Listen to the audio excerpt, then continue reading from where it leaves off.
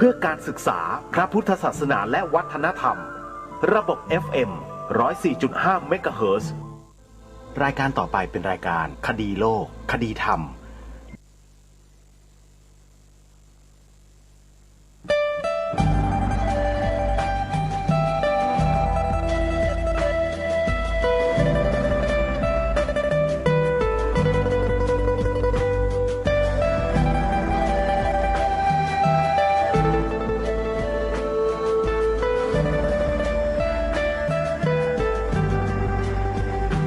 กล้าคิดก็ต้องกล้าทำอย่ากลัวถ้าทำความดีเป็นศึกษาปัญหาให้ทันท่วงทีเมืองไทยจะพัฒนากว่านี้รายการดีคดีโลกคดีธรรมขอรำพันบรรยายความคิดเครื่องหมายแห่งสีทั้งสามงามถนัดขาวคือบริสุทธิ์สีสวัสดิ์หมายพระไตรรัตน์และธรรมะคุ้มจิตไทยแดงคือโลหิตเราใสซึ่งยอมสละได้เพื่อรักษาชาติศาสนาน้ำเงินคือสีโสภาอันจอมประชาถ้าโปรดเป็นของส่วนองค์จัดริ้วเข้าเป็นไตรรงค์จึงเป็นสีธงที่รักแห่งเราชาวไทยทหารอวตารนำไปยงยุทธวิชัยวิชิตก็ชูเกียรติสยามประเทศไทยที่เจริญมั่นคงมาได้จนถึงทุกวันนี้มิได้เกิดขึ้นจากความหวาดกลัวอย่างคลาดเขลาแต่บรรพบุรุษไทยของเราทุกยุคทุกสมัยล้วนแต่มีความกล้าหาญและชาญฉลาดปกป้องเอกราชสร้างชาติให้เกิดความมั่นคงโดยมีธงแห่งพระไตรรัตน์เป็นเครื่องนำชัยจึงเป็นที่มาที่ไปของรายการคดีโลกคดีธรรมกล้าคิดก็ต้องกล้าทำอย่ากลัวถ้าทำความดีเป็นศึกษาปัญหาให้ทันท่วงทีเมืองไทยจะพัฒนากว่านี้รายการดีคดีโลกคดีธรรมรายการดีคดีโลกคดีธรรม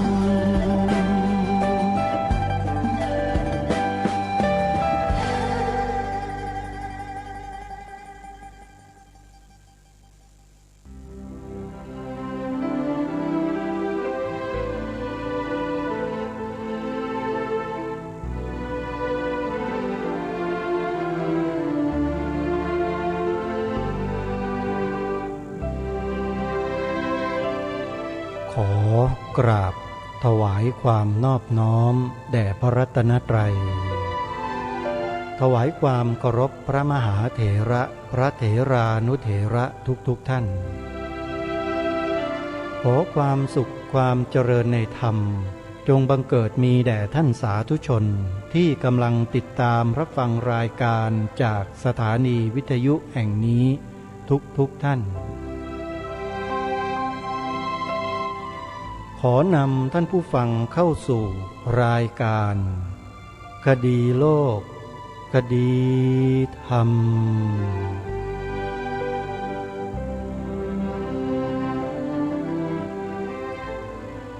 พบกันวันนี้วันขึ้น5 ค่ำเดือน 7วันนี้ตรงกับวันอาทิตย์ที่16 พฤษภาคมพระพุทธศักราช 2564 รายการคดีโลกคดีธรรมมาพบกับท่านผู้ฟังเป็นปกติทุกวันจันทร์ถึงวันศุกร์และวันเสาร์อาทิตย์ทางสถานีวิทยุแห่งนี้ท่านผู้ฟังสามารถใช้โทรศัพท์มือถือของท่านดาวน์โหลดแอปพลิเคชันเพื่อติดตามรับฟังรายการนี้ได้เป็นประจำทุกวันวันละหลายเวลาท่านสามารถดาวน์โหลดได้ในแอปพลิเคชันที่มีชื่อว่าสมาพันธ์สื่อวิทยุพระพุทธศาสนาอาเซียนเมื่อท่านดาวน์โหลดแล้วฟังได้แล้วช่วยบอกต่อให้ญาติธรรมของเราเพื่อนมิตรสหายญาติของเราได้ดาวน์โหลดแอปพลิเคชันนี้ไว้ให้ทั่วถึงกันจะเป็นประโยชน์ต่อพระบวรพุทธศาสนาของเราอย่างยิ่งการที่ทำให้คนไทยเราพี่น้องไทยเราได้รู้ข้อมูลที่สำคัญเป็นสิ่งที่มีความจำเป็นแล้วเราก็สมควรที่จะต้องช่วยกันกระจายข้อมูลเหล่านี้ด้วยการบอกต่อให้ผู้อื่นได้สดับรับฟังเนื้อหาสาระเหล่านั้นด้วยกันเมื่อวานนี้เป็นเทปแรกของเนื้อหาสาระการบรรยายโดยท่านเจ้าประคุณสมเด็จพระพุทธโฆษาจารย์ปอ.ประยุตโตเรื่องภัยแห่งพระพุทธศาสนาในประเทศไทยวันนี้จะเป็นเทปที่2เมื่อวานนี้ท่านเจ้าประคุณสมเด็จได้บรรยายถึงแนวคิดวิธีคิดและการกระทำของคนในสหรัฐอเมริกาซึ่งคนชนชาติอื่นๆท่านเจ้าประคุณสมเด็จก็ได้ปรารภพูดให้เราฟังกันไปแล้วโดยเฉพาะคนมุสลิมในต่างประเทศแล้วก็มีคนมุสลิมในประเทศไทยที่มีแนวความคิดอย่างที่ท่านเจ้าประคุณสมเด็จท่านได้พูดไว้มีอยู่ในปัจจุบันนี้ชัดเจนมากยิ่งขึ้นเพียงใดนั้นท่านสาธุชนก็พิจารณาดูบ้านเมืองไทยของเราก็แล้วกันอาตมาภาพได้แต่แนะนำให้ท่านทั้งหลายไปศึกษาหาข้อมูลด้วยตนเองอาตมาภาพจะพูดอะไรตรงๆไม่ได้ไม่พูดแต่ถามว่ารู้ไหมรู้ทั้งนั้นแหละรู้เยอะด้วยแต่ให้ท่านไปฟังกันเองเดี๋ยวจะแนะนำในตอนท้ายรายการอีกครั้งหนึ่งว่าให้ไปฟังที่ไหนแต่วันนี้เพื่อไม่ให้เป็นการเสียเวลาเดี๋ยวเรามาสดับรับฟังกันต่อท่านเจ้าประคุณสมเด็จนั้นได้ปรารภมาถึงแนวความคิดของคนต่างศาสนาต่างชาติที่เขาคิดไม่เหมือนกับคนไทยเราเลยคนละด้านคนละมุมคนละทิศละทางคนละฝาตรงกันข้ามกับเราก็มีนะมาฟังกันต่อเพื่อให้พวกเราได้รู้ถึงข้อมูลเหล่านั้นโดยพร้อมเพรียงกันมาติดตามรับฟังกันได้ณบัดนี้เวลาประธานาธิบดีเข้ารับตำแหน่งมีพิธีเขาเรียกว่าปฏิญาณตนเข้ารับตำแหน่งหรืออินออกูรันเนี่ยทั้งที่ประเทศอเมริกาเนี่ยมีชาวคริสต์อยู่ในราว 85% เนี่ยเป็นคาทอลิกซะ60กว่าเปอร์เซ็นต์เป็นขออภัยเป็นโปรเตสแตนต์60กว่าเปอร์เซ็นต์แล้วก็เป็นคาทอลิก20กว่าเปอร์เซ็นต์เนี่ยเวลาทำพิธีปฏิญาณตนเขารับตำแหน่งเนี่ยเขาจะต้องสาบานตัวกับไบเบิลใช่ไหมเนี่ยก็ต้องเอามือแตะคัมภีร์ไบเบิลแล้วก็ลงท้ายว่า so help me God ว่างั้นนะหรือแม้แต่อย่างพิธีปฏิญาณธงอเมริกันแสดงความภักดีต่อประเทศชาติเขาจะมีกฎหมายที่ออกมาสภากำหนดไว้คำสำหรับปฏิญาณตนเนี่ยปฏิญาณตนตอนหนึ่งจะมีบอกว่า one nation under God นะ คือประเทศอเมริกาเนี่ยเป็นประเทศหนึ่งเดียวภายใต้พระผู้เป็นเจ้าเนี่ยถ้าถามว่าประเทศอเมริกาถือศาสนาไหนเป็นศาสนาประจำชาติถ้าถือตามนี้ก็ตอบได้เลยนะแม้เขาจะบอกว่าในรัฐธรรมนูญเขาให้รัฐกับศาสนาแยกกันอันนั้นมันเป็นเพราะเรื่องของคาทอลิกกับโปรเตสแตนต์และโปรเตสแตนต์ที่มีหลายนิกายทะเลาะกันก็เลยว่าจะเอาอันไหนเป็นใหญ่ไม่ได้ที่เขาเอาศาสนาเป็นเสรีภาพนะแยกรัฐกับศาสนานี่อย่าไปเข้าใจเป็นเรื่องระหว่างศาสนาทั้งหลายนะความจริงมันเป็นเรื่องระหว่างคริสต์ด้วยกันเองคือคาทอลิกกับโปรเตสแตนต์หนึ่งแล้วก็โปรเตสแตนต์ที่ต่างนิกายกันเป็นร้อยๆนิกายนั้นต่างหากปัญหาเขามาอยู่ที่นั่นคือเขามีนิกายมากมายแล้วเขาตกลงกันไม่ได้ก็ทะเลาะกันเนี่ยเราก็บางทีไม่รู้ภูมิหลังไปเห็นแต่เพียงตัวหนังสือว่าเขามีเสรีภาพทางศาสนานะให้ศาสนากับรัฐไม่ต้องเกี่ยวข้องกันไม่รู้ว่าเขาเป็นมาอย่างไงนะแล้วก็จะมาเอาวิธีนี้มาใช้กับประเทศไทยโดยไม่เข้าใจภูมิหลังมันก็เลยกลายเป็นว่าไอ้สิ่งที่ควรจะเป็นประโยชน์กับประเทศชาติก็เลยไม่เกิดขึ้นกลายเป็นว่าเอาสิ่งที่เป็นโทษเนี่ยมาใส่กับประเทศของตัวเองอย่างนึกว่าอย่างนายกรัฐมนตรีไทยเวลาเข้ารับตำแหน่งก็น่าจะมีพิธีทางพุทธศาสนาบ้างถ้าจะเอาอย่างอเมริกาเนี่ยนี่เวลาอย่างอื่นเอาอย่างอเมริกาแต่อย่างนี้ไม่เอาเนี่ยแต่ถ้าว่าตามประเพณีของเราเนี่ยพระมหากษัตริย์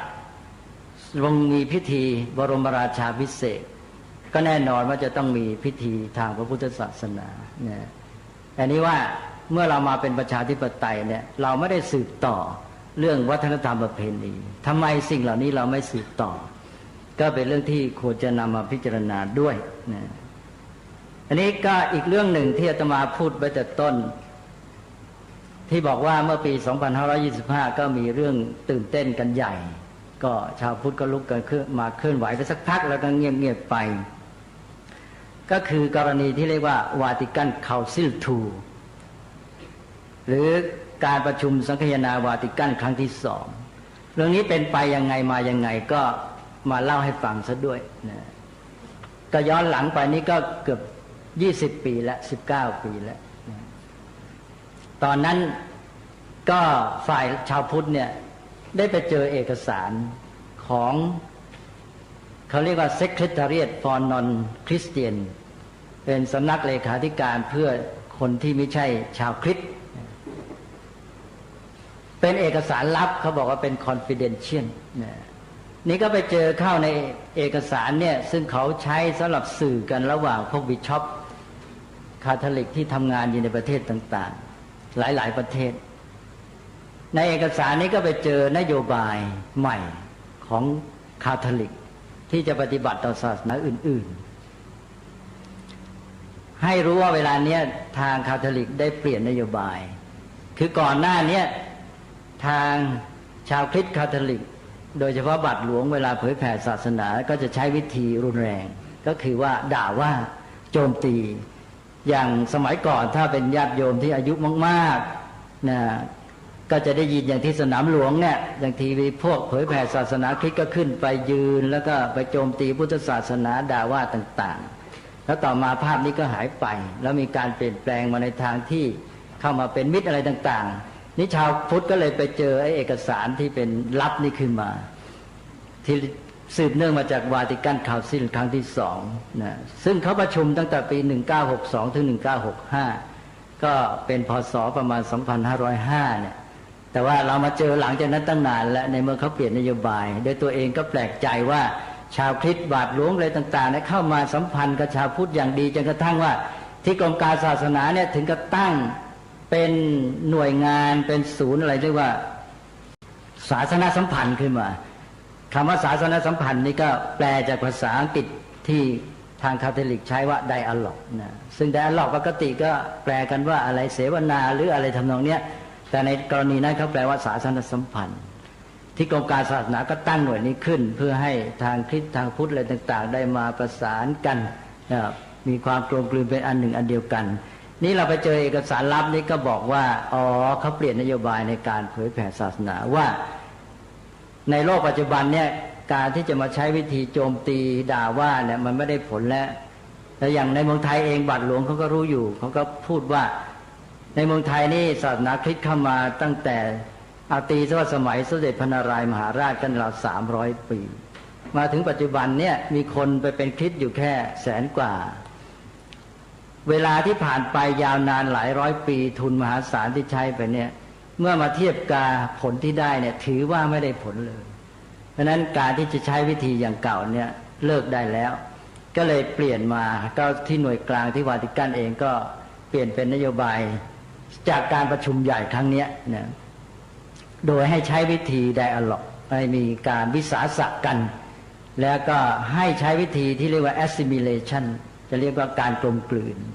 นี้นโยบายกลมกลืนเขาก็มีตัวอย่างให้ในเอกสารนั้นซึ่งพอดีเขาพูดถึงเรื่องวิธีปฏิบัติในประเทศไทยด้วยว่าประเทศไทยนี้ในนั้นมีบอกหมดรายงานว่าสถานการณ์เป็นยังไงพสล.เป็นยังไงพุทธสมาคมเป็นยังไงทำงานได้ผลหรือไม่นะพรรคสงฆ์เป็นยังไงชาวไทยเป็นยังไงเนี่ยแล้วก็จะปฏิบัติยังไงจึงจะได้ผลดีเขาก็บอกวิธีปฏิบัติก็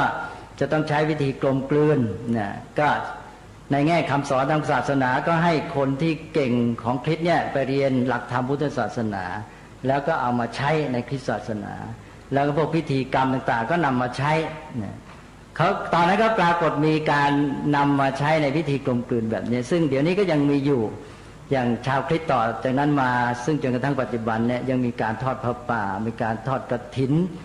ตอนหนึ่งถึงก็พยายามใช้พิธีบวชแบบพุทธเลยมีการตั้งมีคู่สวดมีอะไรต่างๆนะคือเขาพยายามก็ลองดูว่าอันไหนได้ผลก็ทำต่ออันไหนไม่ได้ผลก็เลิกไป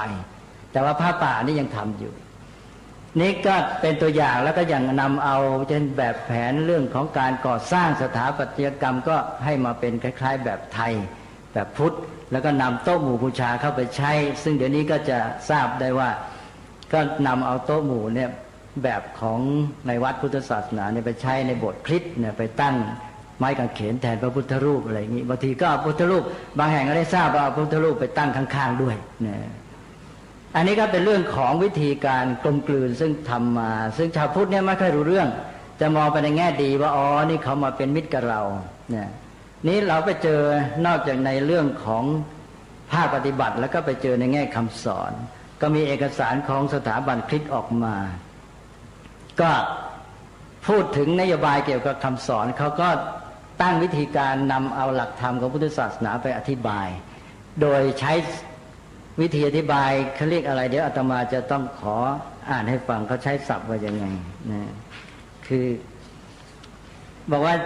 ใช้แนวการอธิบายคริสตศาสนาแก่ชาวพุทธโดยใช้ศัพท์และหลักธรรมของพุทธศาสนาเนี่ย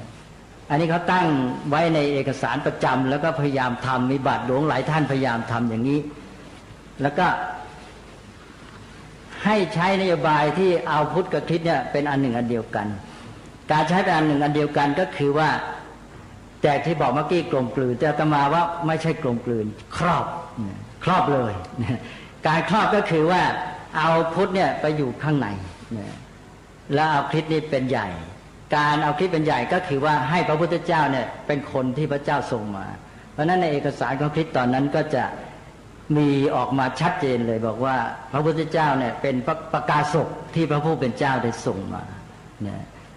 ประกาศกที่พระผู้เป็นเจ้าได้ส่งมาเพื่อมาเตรียมชาวตะวันออกไว้ต้อนรับพระเยซูว่างั้นเนี่ยเพราะว่าพระพุทธเจ้าเนี่ยประสูติก่อนพระเยซูประมาณ500ปีคือ543ปีไม่ใช่543หรอกเพราะเรานับพุทธศักราชจากพุทธปรินิพพานก็ต้องบวกไปอีก45ปีจาก80ปีนะเป็น600กว่าปีนี้เขาก็ให้ถือว่าพระพุทธเจ้าเนี่ยพระเจ้าส่งมานะเพื่อเตรียมรับพระเยซูเพราะนั้นก็ให้มาเตรียมชาวตะวันออกไปต้อนรับพระเยซูแล้วก็มีการที่เอาธรรมะของพุทธศาสนาไปอธิบายให้เข้ากับคริสต์ให้เป็นว่าที่พระพุทธเจ้าสอนเนี่ยเป็นเรื่องของพระเจ้าสั่งมาให้สอนอาตมาจะอ่านให้ฟังเป็นตัวอย่างนะเช่นอย่างในนี่ดูจะชื่ออะไรบาทหลวงมนัสจวบสมัยเขียนไว้ในแสงธรรมปริทัศน์ปีที่5ฉบับที่2พฤษภาคมถึงสิงหาคม2524นะหน้า102 104บอกว่าปฐมเหตุของสรรพสิ่งคือพระเจ้าพระผู้สร้างพระองค์คือองค์สยมภูพระองค์เป็นผู้สร้างสากลและจักรวาลและทรงตั้งกฎปฏิจจสมุปบาทขึ้นเพื่อครองโลกนะ อย่างนั้นนะพระพุทธเจ้าตั้งกฎปฏิจจสมุปบาทขึ้นเพื่อครองโลกปฏิจจสมุปบาทคือแผนการของพระเจ้าที่มีต่อโลกและมนุษย์พระเจ้าทรงไขแสดงให้พระพุทธเจ้าได้ตรัสรู้และนำมาตีแผ่ว่างั้นนี่คือวิธีที่ว่า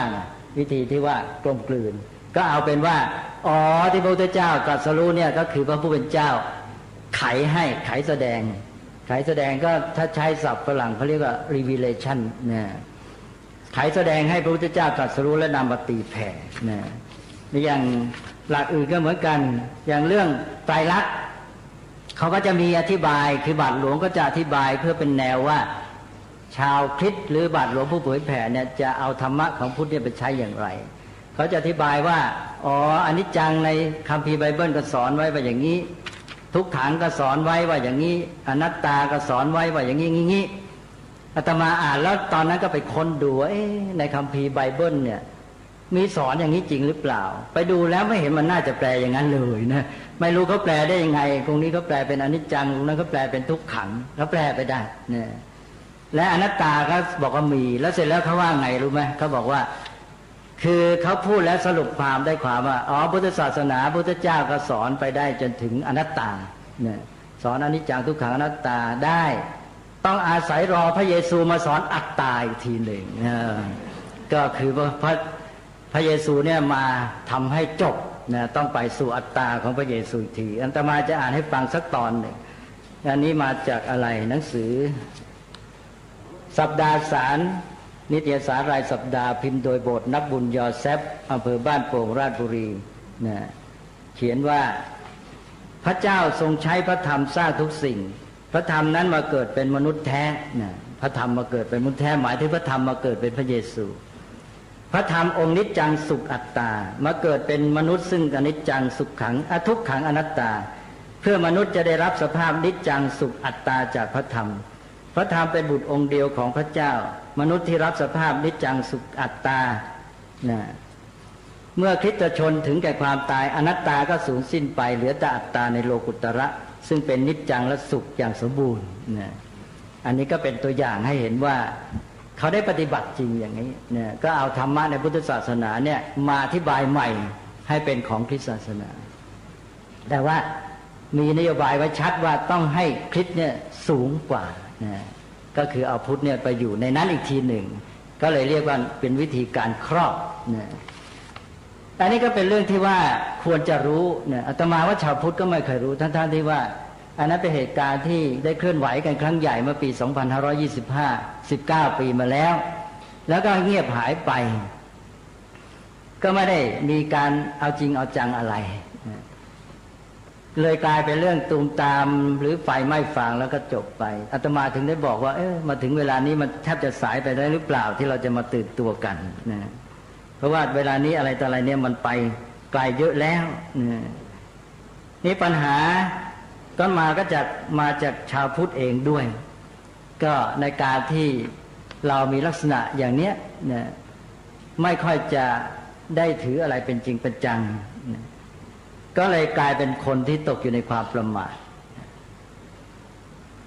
แล้วก็มาเข้ากับลักษณะที่ว่าอยู่สบายก็ไม่ประมาทถ้าจะเป็นชาวพุทธจริงต้องประมาทได้ทั้งที่ถ้าไม่ประมาทได้ทั้งที่สุขสบายหรือว่าทั้งที่สุขสบายก็ไม่ประมาทอย่างนี้เราจะเป็นชาวพุทธได้จริงนะและอีกอย่างหนึ่งนอกจากความประมาทก็คือความเป็นคนใจกว้างจนไม่มีหลักนะเรื่องนี้อาตมาก็เล่าตัวอย่างอันหนึ่งก็เป็นเรื่องที่เกิดขึ้นเหตุการณ์มันอาจจะเห็นชัดดีเมื่อหลายปีมาแล้วยังอยู่ในกรุงเทพวันหนึ่งก็มีคนยิวมาที่วัดไม่รู้เรื่องอะไรมาที่วัดไม่รู้จักกันสักหน่อยก็มีคนแนะมาว่าเขาอยากจะปรึกษาเรื่องนี้จะไปที่ไหนก็ไปหาที่วัดแล้วเขาก็มาเล่าบอกว่าเนี่ยผมเป็นคนยิวเดินทางมากับพัญญาเนี่ยมาทำวิทยานิพนธ์แล้วก็มาอยู่ที่โรงพยาบาลคริสต์แห่งหนึ่งในเมืองเหนือเขาก็บอกเสร็จแล้วแต่มาขอสงวนชื่อไว้นี่เขาก็บอกว่าเขาได้เห็นภาพที่เขาไม่สบายใจว่าทำไมเมืองไทยปล่อยอย่างนี้คือที่โรงพยาบาลนั้นนักบวชในศาสนาหรือศาสนาจารย์ของศาสนาคริสต์เนี่ย ก็เอาเข้าของรางวัลเงินทองให้ชักชวนคนไทยไปนับถือศาสนาการที่จะให้คนไปนับถือศาสนาได้วิธีการเอาอามิตรเหยื่อล่อเงินทองเนี่ยเป็นสิ่งที่ทำไม่ได้ในประเทศของเขานี่ถือว่าต้องไล่ออกจากประเทศเลยแต่ทำไมเมืองไทยจึงปล่อยเขาว่างั้นเขาเป็นคนต่างประเทศเขายังไม่สบายใจนะทนไม่ได้ที่จะมองเห็นอย่างนั้นนะว่าทำไมคนไทยจึงปล่อยเนี่ยมันก็เป็นสภาพที่ว่าอย่างเงี้ยคือคนไทยเราไม่ได้มีปัญหาใครจะทำไงก็ทำไปฉันไม่ถือเพราะใจกว้างนี่ใจกว้างเนี่ยเราไม่รู้ว่าเขาต้องการยังไงเจตนาเขายังไงมันก็เป็นเรื่องที่ว่าเราจะต้องรู้และไม่ประมาทแม้ว่าเราจะใจดีพระพุทธเจ้าให้เรามีเมตตาแต่เมตตานั้นต้องมากับปัญญาไม่ใช่เมตตาลอยๆเมตตาลอยๆเมตตามากับโมหะความโง่ก็หมดเท่านั้นเองนะมันก็ไม่มีอะไรเหลือนี่เรื่องของคนไทยนี่ก็ปัญหามากแล้วก็ยังมาเป็นคนสมัยใหม่มาคนสมัยใหม่เนี่ยก็ไปเรียนต่างประเทศกันมากกลับมาเป็นผู้ปกครองบริหารบ้านเมืองก็ไม่เคยรู้เรื่องประเทศของตัวเอง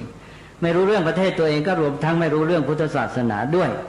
แม้แต่เรื่องเป็นประชาธิปไตยก็บางทีก็ทำเป็นประชาธิปไตยไปงั้นเองเนี่ยบางเรื่องก็แสดงขึ้นมาว่าอย่างนี้ไม่ถูกไม่เป็นประชาธิปไตยอะไรต่างๆก็ลองสังเกตดูถ้าใครพวกไหนรุนแรงพวกนี้ไม่กล้าอย่างเช่นว่าถ้าชาวพุทธทำอะไรนิดๆหน่อยๆแล้วพวกนี้จะออกมาว่าเนี่ยแต่ถ้าเป็นพวกศาสนาที่รุนแรงเนี่ยเงียบเลยพวกนี้ก็แสดงว่ามันไม่ใช่ประชาธิปไตยจริงประชาธิปไตยจริงมันต้องเอาเหตุเอาผลพูดออกมาแสดงได้ทั้งหมดนะเพื่อเอาความถูกต้องนี้ก็เลยทำให้น่ากลัวว่าถ้ามันต้องใช้ความรุนแรงแล้วจึงจะหยุดอย่างนี้ก็แย่นะสังคมของเราก็จะไปไม่ไหวนี่คนที่ไปเรียนกลับมาเมืองนอกนี่ก็นอกจากไม่รู้จักประเทศของตัวเองแล้วก็ไม่รู้จักฝรั่งจริงด้วยอย่างไปเรียนอเมริกาก็ไม่ได้เข้าใจรากเหง้าพื้นเพภูมิหลังเขาอย่างเรื่องศาสนาที่เขาแบ่งเขาเรียกว่าแยกรัฐกับศาสนาอะไรอย่างเงี้ยที่แท้มันเป็นยังไงมันมีเหตุผลมันมีภูมิหลังเป็นยังไงสักแต่ว่าเวลาเขามีแบบมีแผนมีกฎหมายยังไงก็อยากจะนำมาใช้นะการที่เรานำมาโดยไม่รู้จักเขาไม่รู้จักเราเนี่ยมันเป็นการทำที่เกิดผลเสียหายทำลายมากกว่าที่จะสร้างสรรค์อันนี้เรื่องนี้ก็เป็นเรื่องที่ในแง่ของการบริหารประเทศชาติเนี่ยต้องถือว่าอภัยไม่ได้อย่างข่าวออกมาเนี่ยคนที่ขึ้นเป็นรัฐมนตรีเวลาเข้ารับตำแหน่งเข้าไปสำนักงานข่าวก็ออกมาประชาชนไปบูชาไปไหว้อันโน้นอันนี้อะไรก็ไม่รู้นะไม่เป็นแบบอย่างแก่ประชาชนแทนที่จะไปไหว้พระพุทธรูปอะไรให้ชัดเจนออกมาอันนี้ชาวพุทธอาตมาคิดว่าปล่อยไม่ได้ถ้าขืนปล่อยอย่างนี้แล้วประเทศชาติไปไม่ไหวนะจริงไม่จริงนะแล้วโยมรู้สึกมั้งไหมนะข่าวออกมาเนี่ยเข้ารับตำแหน่งเข้าสู่สำนักงานก็เป็นผู้นำถ้าเป็นผู้นำของสังคมนี้จะต้องรู้จักสังคมนี้ให้ดีคำว่ารู้จักสังคมนี้ก็หมายถึงรู้จักพระพุทธศาสนาด้วยเพราะว่าพุทธศาสนานี้เป็นสมบัติของชาติเป็นฐานของวัฒนธรรมหรือเป็นสิ่งที่คนส่วนใหญ่นับถืออยู่เมื่อท่านจะบริหารประเทศชาติท่านก็ต้องรู้สิ่งที่เป็นเรื่องของสังคมของตัวเองคนที่ไม่รู้จักสิ่งที่ตัวจะไปจัดทำปฏิบัติจัดทำเราจะทำอะไรเนี่ยยังเป็นแพทย์ไม่รู้จักเรื่องโรคภัยไข้เจ็บแล้วไปทำได้ไงจะบริหารประเทศชาติไม่รู้จักประเทศนี้ไม่รู้จักสังคมนี้จะบริหารได้ยังไงเนี่ยอันนี้เราปล่อยปละละเลยการมองว่ารู้จักพุทธศาสนาไม่ใช่หมายความว่าจะต้องรู้จักในฐานะเป็นศาสนานะแต่รู้จักในฐานะเป็นเรื่องของคนไทยเป็นเรื่องที่คนไทยจะต้องเกี่ยวข้องนะเมื่อท่านอยู่ในสังคมนี้สภาพแวดล้อมอย่างนี้มีพุทธศาสนาอยู่รอบตัวท่านต้องไปปฏิบัติอยู่แล้วท่านไม่รู้แล้วท่านจะไปทำยังไงการที่ผู้นำหรือผู้บริหารไม่รู้เรื่องประเทศชาติของตนเองไม่รู้จักสังคมของตัวเองเนี่ยเป็นภัยอันตรายอย่างมากเนี่ยเราชาวพุทธเราจะปล่อยไว้ได้ยังไงนะอันนี้ถ้าเราหันหลังไปแม้แต่ในสมัยราชาธิปไตยเนี่ยในหลวงรัชกาลที่5ทรงส่งพระราชโอรสไปศึกษาในต่างประเทศทรงเอาพระทัยใส่มากในการที่จะให้รู้เรื่องของเมืองไทยนะทรงมีจดหมายพระราชเลขาไปตักเตือนอะไรต่างๆเนี่ยอันนี้น่าจะแบบเป็นแบบอย่างกับคนไทยเราที่ ส่งลูกไปเรียนนอกเนี่ยถ้าเราดำเนินตามพระราชจริยาวัดนี่คงจะเป็นประโยชน์มากว่าในหลวงทรงทำว่ายังไงอันนี้ก็น่าจะนำมาเผยแพร่เลยนะว่าในหลวงทรงมีพระราชหัตถเลขาไปทรงสอนพระราชโอรสที่เรียนอยู่ต่างประเทศยังไงบ้างพอเป็นผู้นำแล้วต้องรู้เรื่องของประเทศชาติสังคมของตัวเองนะแม้เราจะไปอยู่ไกลมันก็ต้องหาวิธีละให้เรียนรู้สังคมของตัวเองให้ได้เพราะนั้นในสมัยนั้นแม้จะเป็นราชาธิปไตยจะเห็นว่าองค์พระมหากษัตริย์เนี่ยรู้เรื่องเมืองไทยรู้เรื่องพุทธศาสนาดีทีเดียวอย่างในหลวงรัชกาลที่6เนี่ยก็รู้เรื่องพุทธศาสนารู้เรื่องธรรมะได้ดีนะแล้วทีนี้ถ้าผู้ปกครองประเทศของเราปัจจุบันไม่รู้เรื่องเนี่ยเราจะมาปฏิบัติจัดการเรื่องราวของประเทศชาติได้อย่างไรอันนี้ขอพูดเลยต่อไปแล้วมาถึงตอนนี้ก็มาถึงภายในแล้วก็เลยพูดเรื่องภายในไปเลยภายในนี่ก็อย่างที่พูดเมื่อกี้ก็คือเรื่องความไม่รู้เป็นคนไทยบอกว่าเป็นพุทธศาสนิกชนนับถือพุทธศาสนาแต่ไม่รู้จักพุทธศาสนาไม่รู้ว่าพระพุทธศาสนาสอนอะไรไม่รู้ว่าเชื่อยังไงถูกไม่รู้เชื่อยังไงผิดเราจะเห็นว่าคนชาวพุทธเดี๋ยวนี้มีเยอะแยะเนี่ยเดี๋ยวก็มีข่าวออกหนังสือพิมพ์ไปขูดต้นไม้บ้างเนี่ยหาเลขหาหวยสัตว์เกิดมาพิการแขนขาไม่เต็มอะไรเงี้ยหรือมีอวัยวะวิปริตไปกราบไปไหว้ขอหวยเนี่ยอันนี้หรือเป็นชาวพุทธเนี่ยเคยบอกว่าก็สัตว์พิการเกิดมาลูกสัตว์พิการไปกราบไหว้แล้วทำไมลูกคนประเสริฐกว่าเกิดมาพิการทำไมไม่ไปกราบไปไหว้เนี่ยใช่ไหมเลยพอแล้วจะทำไมลูกคนไปกราบไหว้ยังดีกว่าเลยเนี่ยทีนี้ลูกคนเกิดมาพิการกลับไม่เอาใจใส่ลูกสัตว์เกิดมาพิการไปกราบไปไหว้เป็นดีไปได้เนี่ยอันนี้ก็เป็นเรื่องแปลกๆที่ว่าแสดงว่ารวมแล้วก็คือคนไทยเนี่ยไม่รู้จักพุทธศาสนาไม่รู้จักคำสอนของพระศาสนามีการเชื่อถือมีการปฏิบัติที่วิปริตผิดพลาดต่างๆเมื่อเป็นอย่างนี้เราก็มาโยงกับสภาพสังคมปัจจุบันเราบอกเป็นประเทศพุทธศาสนาทำไมจึงมีปัญหามากมาย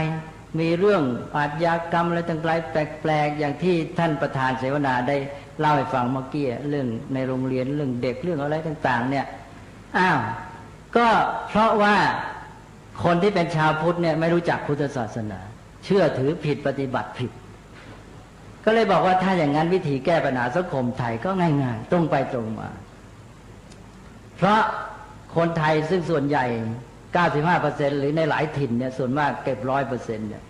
เป็นพุทธศาสนิกชนแต่ไม่รู้จักพุทธศาสนาจึงได้เชื่อผิดปฏิบัติผิดแล้วก็เลยทำให้เกิดปัญหาสังคมมากมายเพราะฉะนั้นแก้ไขง่ายที่สุดก็คือให้เขาเรียนรู้จักพุทธศาสนาซะนะพอคนเหล่านี้ที่เป็นชาวพุทธหรือชื่อว่าเป็นชาวพุทธเรียกตนว่าเป็นชาวพุทธเนี่ยมารู้จักหลักพระพุทธศาสนาเชื่อถูกปฏิบัติถูกมันก็เลยแก้ปัญหาสังคมเสร็จไปในตัวเลยทำไมจะต้องไปคิดอะไรต่ออะไรให้มันวุ่นวายอันนั้นแต่การศึกษาอันโน้นอันนี้มันแก้ปัญหาไม่ตรงจุดก็ชัดอยู่แล้วนี่ชาวพุทธไม่รู้จักพุทธศาสนาก็แก้มารู้ซะพอแก้มารู้แล้วมันก็ปฏิบัติถูกมันก็จะได้ผลเองมันก็แก้ปัญหาสังคมไปด้วยในตัวอันนี้เรากลับไม่เอาใจใส่จะไปใช้วิธีแก้ปัญหาอย่างโน้นอย่างนี้นี่อย่างตอนปฏิรูปการศึกษาก็เลยบอกว่าจะส่งเสริมยังไงก็มีคำถามเป็นคำถามหลักอยู่อันหนึ่งที่จะต้องขอให้ตอบถ้าเรายอมรับคำถามและคำตอบเมื่อกี้จะบอกว่าทำอย่างไรจะให้เด็กนักเรียนในโรงเรียนไทยทั่วประเทศเนี่ยได้เรียนพุทธศาสนาได้รู้จักพุทธศาสนาอันนี้คือคำถามและท่านทำมาให้ได้ตามนี้นะอันนี้ก็คือการปฏิรูปให้มันมาแก้ไขปัญหาประเทศชาติเพราะที่ผ่านมาเนี่ยมันไม่รู้จักพุทธศาสนาแล้วก็เลยทำให้เกิดปัญหาอย่างนี้อันนี้ก็เราก็ไปปฏิรูปก็ไปพูดปัญหาอื่นไปคิดจะส่งเสริมอย่างโน้นอย่างนี้แต่ไอ้ตัวปัญหาหลักนี่คิดว่ายังไม่ได้ตอบนะเพราะนั้นก็ถ้าจะปฏิรูปการศึกษาในแง่ที่เกี่ยวกับศาสนาและแง่ของการเกี่ยวข้องกับศีลธรรมจริยธรรมอะไรเนี่ยก็ขอให้ตอบคำถามนี้เป็นคำถามหลักก่อนว่าโรงเรียนที่มีอยู่ทั่วประเทศเด็กนักเรียนทั่วประเทศไทยเนี่ยทำอย่างไรจะให้ได้เรียนรู้พระพุทธศาสนานะนี้ ต่อไปก็คือคนไทยเราชาวพุทธเนี่ยไม่มีจิตสำนึกในความเป็นเจ้าของมีส่วนร่วมรับผิดชอบพระพุทธศาสนาอันนี้สังเกตเป็นมานานแล้วนะคือเวลามีเหตุการณ์อะไรเกิดขึ้นเนี่ยวิจารณ์เหมือนกับคนนอกเหมือนกับฉันไม่เกี่ยวไม่ได้รู้สึกว่าตัวเองนี่เป็นชาวพุทธนะฉันมีส่วนร่วมด้วยฉันจะต้องรับผิดชอบฉันจะต้องร่วมแก้ไขแล้วก็วิจารณ์กันไปกลายเป็นเรื่องของคนอื่นแล้วอย่างพระประพฤติไม่ดีก็ว่าพระประพฤติไม่ดีไม่ได้เรื่องนะแทนที่จะมองว่าแล้วฉันจะต้องทำอะไรแล้วฉันมีความรับผิดชอบอย่างไรแล้วบางทีดีไม่ดีก็ยกศาสนาไปให้พระซะเลยเหมือนกับว่าพระนี่เป็นเจ้าของพุทธศาสนาพุทธศาสนาเป็นของพุทธบริษัท4ใช่ไหมเลยก่อนพระพุทธเจ้าตรัสไว้แล้วไม่ใช่ของพระพุทธบริษัททั้ง4มีภิกษุภิกษุณีอุบาสกอุบาสิกาหรือบรรพชิตคฤหัสถ์ทั้งหมดเนี่ยเป็นเจ้าของพุทธศาสนาแล้วมีสิทธิ์เท่ากันแต่ว่าที่มีสิทธิ์เท่ากันก็คือญาติโยมอยากจะบวชก็บวชนะก็มีสิทธิ์เหมือนกันนี่ก็พุทธศาสนาตั้งอยู่อย่างเงี้ยพุทธบริษัททุกคนมีสิทธิ์เท่ากันนี่บางคนในหมู่พวกเราเองเนี่ยก็ใช้สิทธิ์นี้เข้ามาบวชแต่บางคนเข้ามาไม่ซื่อนะก็มาทำผิดทำพลาดเสียหายมาเอาประโยชน์มาแสวงหาผลประโยชน์แล้วอย่างนี้เราจะยอมให้เขาเป็นเจ้าของศาสนาเลยนะก็เขาเป็นคนหนึ่งที่เข้ามาจะเอาประโยชน์จากพระศาสนามีหน้าที่มีฐานะเหมือนกับเราเนี่ยแล้วก็เข้ามาเมื่อเขาทำไม่ถูกเราก็ต้องเอาเขาออกไปใช่ไหมเรื่องอะไรไปยกศาสนาให้เขาหรือทำอย่างกับว่าเขาเป็นตัวแทนพุทธศาสนาเวลาเขาทำอะไรไม่ดีกลายเป็นพุทธศาสนาไม่ดีมันคิดผิดนะฉะนั้นคิดสมัยถ้าหากว่ามีพระประพฤติไม่ดีก็คิดอย่างเนี้ยแต่ว่าก็เหมือนกับพวกเราเนี่ยท่านเหล่านั้นก็เป็นคนหนึ่งอย่างเราแล้วเสร็จแล้วก็ใช้สิทธิเข้าไปในนั้นเข้าไปอยู่วัดเข้าไปบวชเสร็จแล้วประพฤติไม่ดีถ้าไม่สมกับการที่จะใช้สิทธินี้เราก็บอกเอาออกมาซะเนี่ยก็จบไปอันนี้ถ้าหากว่าท่านประพฤติดีเราก็ส่งเสริมสนับสนุนเพราะว่าพุทธศาสนานี่ยกย่องท่านที่มีเจตนาดีเป็นกุศลเข้ามาต้องการจะฝึกตนการที่มาบวชเนี่ยก็เป็นการเข้ามาฝึกตนเข้ามารับศิกขาคือการศึกษาของพระพุทธศาสนาเข้ามาฝึกตนในศีลสมาธิปัญญาใครที่มีเจตนาดีพร้อมที่จะฝึกตนเจริญในไตรสิกขาเราก็ให้เกียรติเคารพนับถือกลับไว้เนี่ยแต่ถ้าท่านไม่ปฏิบัติตามหน้าที่ที่ควรจะเป็นเนี่ยเราก็ไม่ยอมให้อยู่เหมือนกันเนี่ยอันนี้เราก็ถือว่าเป็นการใช้สิทธิของชาวพุทธนั่นเองก็มีสิทธิเท่ากันนะต้องตั้งจิตตั้งใจให้ใหม่ถ้าขืนไม่ตั้งใจแบบยกศาสนาให้เป็นของพระไปหรืออะไรหรือตัวไม่เกี่ยวไม่มีความสำนึกในความรับผิดชอบอย่างนี้พระศาสนาก็อยู่ไม่ได้อันนี้ต้องรีบแก้ไขนะแล้วก็ท่าทีที่มองอีกอย่างหนึ่งก็คือเป็นท่าทีที่ผิดมานานแล้วในสังคมไทยคือมองไปว่าถ้าใครไม่เอาเรื่องเอาราววางเฉยแล้วก็เอาดีจะหมดกิเลสนะอันนี้เป็นอันตรายมากกับพุทธศาสนานะคือเป็นนึกว่าอุเบกขาเนี่ยมีหลายอย่างแต่อุเบกขาในหลักใหญ่ก็มี2อย่างคืออุเบกขาที่ถูกต้องกับอุเบกขาที่ผิดอุเบกขานั้นเป็นธรรมะชั้นสูงอุเบกขาที่ถูกต้องมากับปัญญาคือมีปัญญารู้และวางเฉยได้เหมือนอย่างที่อาตมาบอกว่าญาติโยมฟังเรื่องนี้แล้วนะเป็นเรื่องของปัญญาต้องรู้แต่ต้องวางใจให้อยู่ในความสงบได้นะไม่ใช่ไปตามอารมณ์อย่างนี้ถ้าวางได้ก็คือฝึกในทางอุเบกขาคือรู้แล้ววางตัววางใจสงบเรียบแต่ว่าไม่ประมาทเหมือนอย่างว่าเวลาเกิดเหตุกระตุ้มตามหน้าตื่นเต้นขึ้นมาเนี่ยจะมีคน3ประเภทพวกที่1ไม่รู้เรื่องรู้ราวอะไรเลยอะไรเกิดขึ้นก็ไม่รู้พวกนี้ก็เฉยเพราะเฉยเพราะไม่รู้นะพวกที่2ก็คือว่าพวกที่รู้ครึ่งไม่รู้ครึ่งรู้เหตุการณ์น่าตื่นเต้นแต่ไม่รู้จะแก้ไขยังไงก็ลุกขึ้นเต้นโวยวายพวกนี้ก็ทำให้เรื่องวุ่นและบางทีก็ทำให้เลวร้ายหนักเข้าไปอีกนะแล้วพวกที่3คือพวกรู้จริงแล้วก็รู้ทางแก้ด้วยพวกนี้จะนิ่งได้รู้เฉยได้รู้นี่คือที่เราต้องการเขาเรียกว่าอุเบกขาแท้คือรู้เข้าใจเลยมองออกว่าเรื่องนี้เป็นยังไงจะแก้ไขยังไงมีขั้นตอนยังไงจังหวะยังไงเพราะฉะนั้น วางไว้ในใจแล้วจะปฏิบัติการเมื่อนั้นถึงจุดนั้นทำระหว่างนี้ก็วางท่าทีเฉยนิ่งไปกลางอยู่อย่างนี้เขาเรียกว่าอุเบกขาแท้อุเบกขาด้วยปัญญานี่ถ้าพวกไม่รู้แล้วก็เฉยท่านเรียกว่าอัญญานุเบกขาอัญญานุเบกขาเพราะเฉยด้วยไม่รู้เฉยได้ไม่รู้แปลเป็นไทยว่าเฉยโง่ว่างั้นนี่ถ้าหากว่าใครไปเฉยได้ไม่รู้แล้วก็กลายเป็นเฉยโง่ไปนะต้องระวังนะคนไทยเราเนี่ยต้องเฉยให้ถูกต้องเฉยได้ปัญญาถ้าเฉยไม่มีปัญญาเฉยไม่รู้เรื่องเฉยเมยเฉยเมินเฉยไม่เอาเรื่องเอาราวอย่างนี้ท่านเรียกว่าอัญญานุเบกขาเฉยโง่ต้องระวังมากนี้ในประวัติศาสตร์พุทธศาสนาเนี่ยท่านให้ถือกิจส่วนรวมเป็นสำคัญในทางวินัยนี่เรื่องกิจของสงฆ์นี่เป็นใหญ่อย่างพระภิกษุที่เป็นพระอรหันต์จะไปเข้านิโรธสมาบัติจะต้องวางใจไว้ก่อนเลยว่าถ้ามีเรื่องส่วนรวมของสงฆ์เกิดขึ้นต้องออกจากนิโรธสมาบัติทันทีอย่างนั้นนะอันนี้ก็เป็นหลักหนึ่งเลยแล้วก็อย่างเวลาเกิดเหตุการณ์ใหญ่ๆขึ้นเมื่อพระพุทธเจ้าจะปรินิพพานเนี่ยมีพระที่พูดไม่ดีว่าพระพุทธเจ้าปรินิพพานก็ดีเหมือนกันพระองค์อยู่จู้จี้เราจะทำอะไรก็ไม่สะดวกพระองค์นิพพานแล้วทีนี้เราจะทำอะไรก็สบายแล้วเนี่ยพระมหากัสสปะเถระเป็นพระอรหันต์ผู้ใหญ่ตอนนั้นได้ยินเท่านี้ท่านก็กระตือรือร้นขนขวายไปหารือกับพระอรหันต์องค์อื่นแล้วก็ชวนทำสังฆายนาพระมหากัสสปะนี่เป็นพระเถระธุดงค์ตลอดชีวิตอยู่ป่านะแต่ในฐานะเป็นพระอรหันต์เนี่ยเมื่อมีเรื่องส่วนรวมท่านจะไม่นิ่งเฉยก็คือทำด้วยอุเบกขาแบบมีปัญญาท่านเป็นหัวหน้าในการที่กระตือรือร้นลุกขึ้นมาให้จัดประชุมเตรียมสังฆายนาเพราะนั้นพระอรหันต์คือพระมหากัสสปะนี่เป็นแบบอย่างของพระที่เรียกว่าเป็นพระที่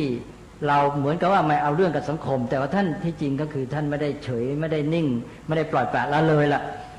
ปล่อยวางได้แต่อย่าปล่อยปละละเลยปล่อยวางนั้นเป็นเรื่องของจิตใจที่ไม่ยึดติดถือมั่นแต่ปล่อยปละละเลยคือความประมาทเป็นอกุศลเป็นความเสื่อมปมาโทมัจจุโนปทังความประมาทเป็นทางแห่งความตายนั้นต้องแยกให้ถูกว่าเป็นปล่อยวางหรือปล่อยปละละเลยถ้าปล่อยวางดีถ้าปล่อยปละละเลยเป็นประมาทนะใช้ไม่ได้แล้วผิดนะนั้นพระอรหันต์มีลักษณะอย่างหนึ่งเป็นผู้ที่ไม่อาจจะประมาทเลยพระอรหันต์เนี่ยจะมีคุณสมบัติพิเศษอันนี้นะเป็นผู้ไม่อาจจะประมาทนะให้ไปอ่านดูเถอะเพราะนั้นพระอรหันต์จะเป็นผู้ไม่ประมาทปล่อยวางในทางจิตใจท่านไม่ยึดติดอะไรแต่เพราะท่านไม่มีอะไรต้องทำเพื่อตัวเองไม่มีกิเลสที่จะทำอะไรเพื่อตัวเองเลยเพราะฉะนั้นท่านก็ยกชีวิตนี้ให้เป็นของส่วนรวมประโยชน์แก่มนุษย์เพื่อพหุชนะหิตายะพหุชนะสุขายะโลกานุกรรมปายะเพื่อประโยชน์แก่พหุชนเพื่อความสุขของชาวโลกนั้นพระพุทธเจ้าทำไมตรัสรู้แล้วจึงเที่ยวจาริกไปไม่เห็นแก่เหน็ดแก่เหนื่อยเดินทางไปไหนก็ได้นอนกลางดินกินกลางทรายก็ได้เพราะว่าไม่มีอะไรต้องทำเพื่อตัวเองแล้วก็เลยยกชีวิตให้แก่สรรพสัตว์นะอันนี้ก็เป็นลักษณะของพระอรหันต์นะท่านเรียกว่าเป็นผู้ไม่มีกิจที่จะต้องทำเพื่อตนเองต่อไปดังนั้นชาวพุทธเราก็เอาคติพระอรหันต์เนี่ยมาอย่างในสมัยลังกาเนี่ยเคยมีสงครามใหญ่ที่พุทธศาสนาจะหมดสิ้นท่านยังเล่าไว้บอกว่าจะหนีภัยกันนะต้องลงเรือไปในเรือนี้ก็เล็กจำกัดนะพระที่อายุมากท่านบอกเรานี่ไม่เป็นไรอีกไม่ช้าก็ตายแต่พระศาสนาจะอยู่ได้ยังไงนะต้องดูว่าพระองค์ไหนที่ยังแข็งแรงที่จะทำงานรักษาพระศาสนาระยะยาวได้ท่านบอกท่านไม่ยอมไปให้ที่ในเรือเนี่ยแก่พระที่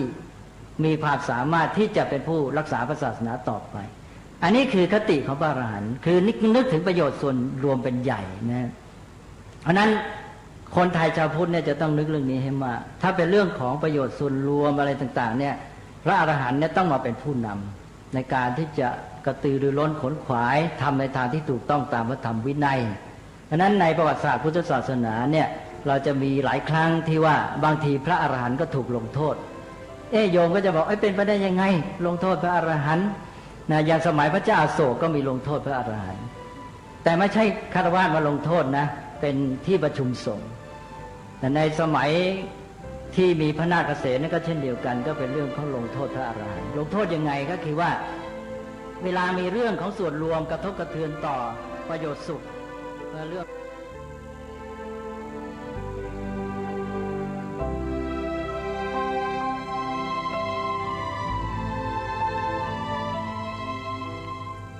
ท่านสาธุชนผู้ฟังทุกท่านคลิปธรรมบรรยายของท่านเจ้าประคุณสมเด็จพระพุทธโฆษาจารย์ปอ.ประยุตโตเมื่อครั้งที่ท่านดำรงสมณศักดิ์ที่พระธรรมปิฎกเมื่อ2 กันยายนพระพุทธศักราช2544วันนี้นำมาเปิดให้ท่านผู้ฟังเป็นเทปที่2ซึ่งยังเหลือเวลาในการรับฟังอีก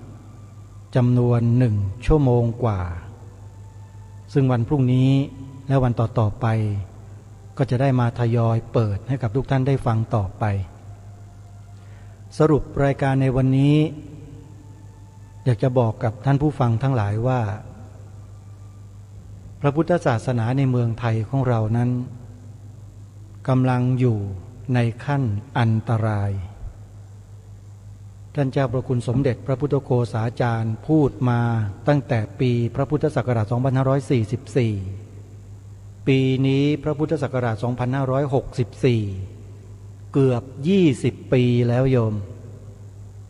มองเห็นภาพที่ปรากฏเกิดขึ้นในปัจจุบันชัดเจนขึ้นเรื่อยๆชัดเจนขึ้นเรื่อยๆเป็นรูปธรรมมากขึ้นเรื่อยๆมีคำถามต่อไปว่าพวกเราชาวพุทธทั้งฝ่ายพระภิกษุสงฆ์สามเณรแม่ชีอุบาสกอุบาสิกาและประชาชนคฤหัสถ์ญาติโยมทั่วไปก็ตามเมื่อได้สดับรับฟังเช่นนี้แล้วท่านมีความรู้สึกอย่างไรรายการคดีโลกคดีธรรมย้ำมาโดยตลอดว่าการทำรายการนี้ขึ้นมาเนี่ยเพื่อปลุกจิตสำนึกของคนไทยต้องการให้พวกเราทุกท่านทุกคนเนี่ยมีจิตสำนึกมีการรักและหวงแหนมรดกของชาติบ้านเมืองที่บรรพบุรุษเสียสละรักษาเอามาไว้ให้แก่พวกเราถึงทุกวันนี้ด้วยกันคือเราต้องเสียสละเราต้องดำเนินรอยตามเบื้องพระยุคลบาทขององค์พระมหากษัตริย์และเดินรอยตามบรรพบุรุษของเราประเทศเราไม่ใช่เป็นขี้ข้าไม่ได้ตกเป็นเมืองขึ้นใครนะลืมตรงนี้ไปแล้วหรือยังเราเป็นเอกราชคำว่าเอกราชเนี่ยมันคือเกียรติและศักดิ์ศรีของคนที่อยู่ในชาติเมื่อเป็นเกียรติและศักดิ์ศรีเราก็ต้องรักษาเกียรติและศักดิ์ศรีของเราเอาไว้เพราะฉะนั้นการที่รายการได้นำธรรมบรรยายในลักษณะเช่นนี้มาเปิดให้ฟังเนี่ยเพื่อให้พวกเราได้สำนึกในข้อนี้ร่วมกันเนื้อหาสาระยังไม่จบท่านกำลังปรารภถึงภัยภายในก็ขอให้พวกเราได้ตั้งใจฟังกันในโอกาสต่อไปวันนี้เวลาของรายการหมดลงแล้วอาตมาภาพต้องขอสมมุติยุติรายการไว้แต่เพียงเท่านี้พบกันใหม่ในวันพรุ่งนี้ขอความสุขสวัสดีในธรรมแห่งองค์สมเด็จพระบรมศาสดาสัมมาสัมพุทธเจ้าจงปรากฏเกิดมีขึ้นในจิตใจของท่านผู้ฟังทุกท่านทุกคนเทินขอเจริญพรกล้าคิดก็ต้องกล้าทำอย่ากลัวถ้าทำความดีเป็นศึกษาปัญหาให้ทันท่วงทีเมืองไทยจะพัฒนากว่านี้รายการดีๆคดีโลกคดีธรรมขอรำพันบรรยายความคิดเครื่องหมายแห่งสีทั้งสามงามถนัดขาวคือ บริสุทธิ์สีสวัสดิ์หมายพระไตรรัตน์และธรรมะคุ้มจิตไทยแดงคือโลหิตเราใสซึ่งยอมสละได้เพื่อรักษาชาติศาสนาน้ำเงินคือสีโสภาอันจอมประชาถ้าโปรดเป็นของส่วนองค์จัดริ้วเข้าเป็นไตรรงค์จึงเป็นสีธงที่รักแห่งเราชาวไทยทหารอวตารนำไปยงยุทธวิชัยวิชิตก็ชูเกียรติสยามประเทศไทยที่เจริญมั่นคงมาได้จนถึงทุกวันนี้มิได้เกิดขึ้นจากความหวาดกลัวอย่างคลาดเขลาแต่บรรพบุรุษไทยของเราทุกยุคทุกสมัยล้วนแต่มีความกล้าหาญและชาญฉลาดปกป้องเอกราชสร้างชาติให้เกิดความมั่นคงโดยมีธงแห่งพระไตรรัตน์เป็นเครื่องนำชัยจึงเป็นที่มาที่ไปของรายการคดีโลกคดีธรรมกล้าคิดก็ต้องกล้าทำอย่ากลัวถ้าทำความดีเร่งศึกษาปัญหาให้ทันท่วงทีเมืองไทยจะพัฒนากว่านี้รายการดีๆคดีโลกคดีธรรมรายการดีๆคดีโลกคดีธรรม